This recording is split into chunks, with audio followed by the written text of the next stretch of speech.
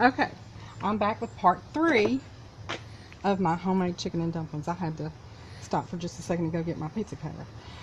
As you can see, it's a little floured, but I'm going to do it one more time. It's been a while since I made chicken and dumplings. I had a friend of mine ask me, Gloria, you have a good chicken and dumpling recipe? I have my mom's recipe. So we're just going to flatten it out until it gets about, doesn't have to be perfect, you guys, it's dumplings, but just flatten it out until it gets about a ½ inch thick. It's hard doing this outside. I have this on my old craft table. You can hear bicyclists going by now. They come by all the time. We're out in the country, so they love riding out in the country. And it's probably one of my customers. They ride up and down through here all the time. As you can see, just kind of lightly go over it. You don't have to push really hard. Just kind of get it about the same thickness all the way around. Almost like making a pizza crust, but not quite that thick. So now, scan over here. So you've got a medium rolling boil here. And what you're going to do is you're just going to drop one little piece at a time. Because if you just grab a handful and start doing it, you're going to have a mess. It's just going to be a big clump of dough. See what I'm doing? I'm just going through there about 3/4 to an inch. It depends on your likeness. If you like them thick, do about an inch. If you like them a little thinner, maybe 3/4 of an inch. What I'm going to do here is, you can't just pull a little strip, so I'm going to cut there, maybe a couple inches long. There. You see, I'm going all the way down. And there. And you want to hurry up and do this. You don't want to just let it sit around. And you're going to shake some of that off. You don't want all of that flaxseed, and just kind of lightly put it in there. And actually, to my broth had almost cooked down too much, so I actually added an extra cup to that recipe, my broth recipe. So, you see what happens? They just kind of float to the top. This one's got a little too much. It's going to stretch. That's fine. That's just fine. After you do it, and sometimes I'll stretch it a little bit to thin them out. Sometimes I get a little too. The parts in the very center, I should have shook some of that flour off. You just continue to do it. I'll turn this up a little bit. It's not, once you put a few in there, the temperature goes down, so you might need to turn the heat up just a little bit. But we're actually doing this outside today. A week ago, it was 3 degrees, Lane? Yes, yep. 3 degrees last week. Now, what is it? 65, 60? In the 60s. In the 60s. It is beautiful out here. It's wet and icky, but it is gorgeous. You can hear the birds. But I just thought I would give folks that are off grid, this is a great recipe for you guys. If you have your own you process your own chicken. That was a 2.5 pound bird, all natural, and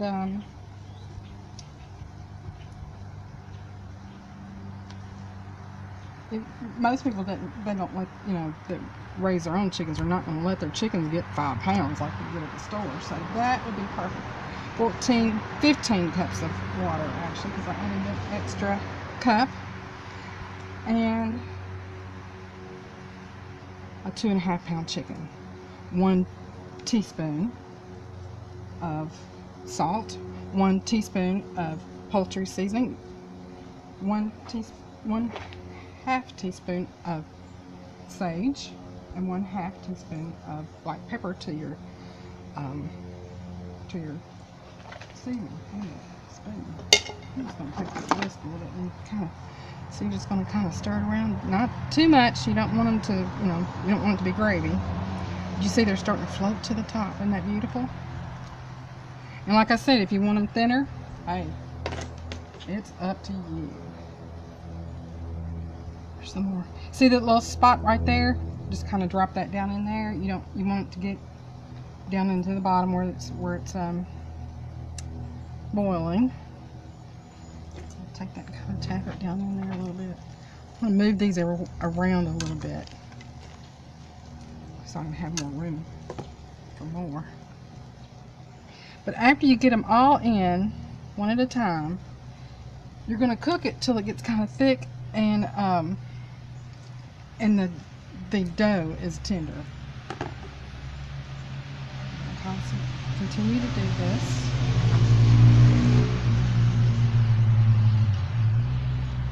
We have a lot of noise out here today.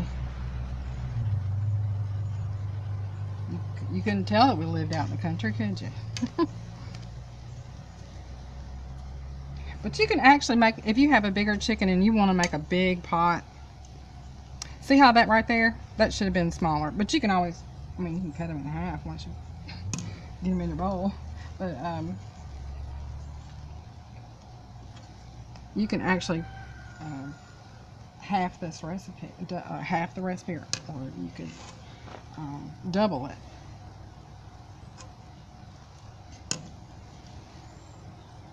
I have doubled it, and it works just fine if you've got a larger chicken. Which, if you're buying a store-bought chicken, you're going to be doubling it, or either save part of your chicken you don't have to put that whole chicken in there. I am going to with this chicken because it was so small. But if you have a 4 or 5 pound chicken, so I'm just going to stir it around a little bit. You can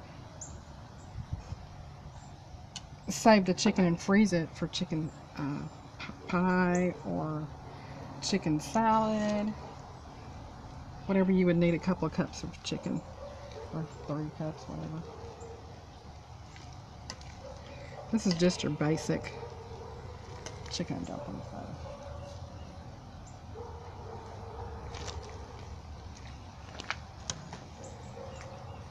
You guys, if you could smell this. Monty has gone to the park. He would be crying right under my feet. But Jake took Monty to the park to get him out of my hair, because he would be crying. He was crying when I was cooking the chicken part. When I was boiling the chicken, he was having a fit. He knows that I give him little pieces. But my mom perfected this. When we first got married, remember that? Yeah, I told you after the first time, don't make them again. Yeah, it was so bad, y'all. We got sick. And I made them a couple of times. And he's like, if you ever make chicken and dumplings again, I will divorce you. And so I went to my mom and I said, Mama, you know, back then, they had their own way of doing things. And they really didn't have recipes. Look at that. Everybody's turned out different. So I said, Mama, would you please come up with a dumpling recipe? And she did.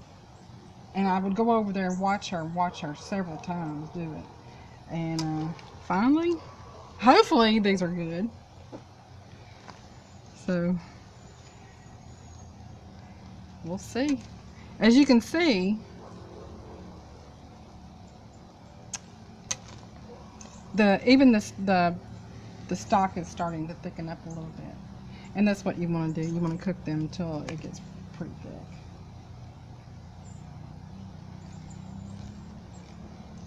Elaine's doing my videoing today for me. We are eventually going to do a video on a tour of this place and what we're going to be doing to it. We're trying to do as we have time. Can't just do it all at one time. But our first little project is going to be chicken. And because we eat so many eggs. We don't eat a lot of meat, but we do eat lots of eggs. What we do today, my friend David brought by a ham today, a huge ham. And we are cooking that right now inside. We're almost got them all in there.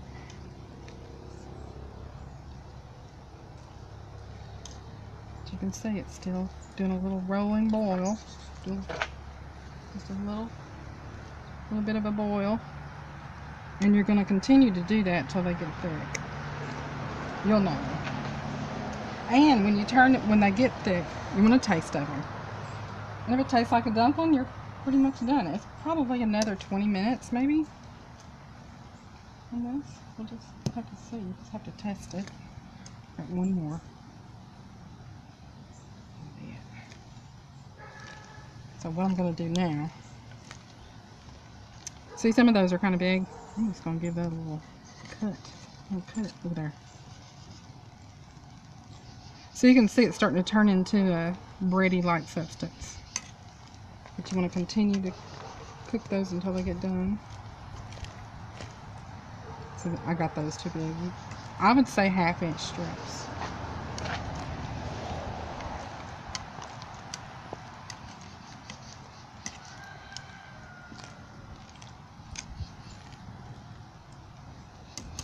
Okay,